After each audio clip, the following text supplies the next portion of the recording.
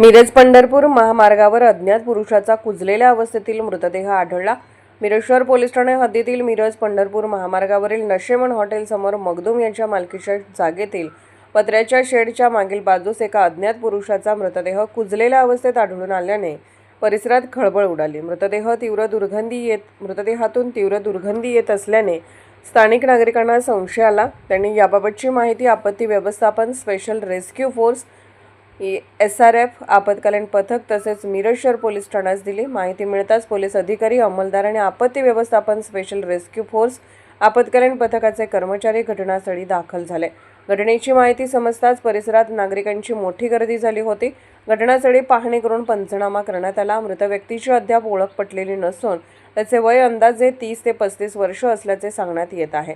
मृताच्या अंगावर लाल रंगाचा शर्ट फुलभायाचा आढळून आला। मृतदेहाची अवस्था कुजलेली असल्याने ओळख पटवण्याचे प्रयत्न सुरू आहेत। त्यानंतर मृतदेह पुढील तपासणी व शवविच्छेदनासाठी मिरज शासकीय रुग्णालयात पाठवण्यात आला होता।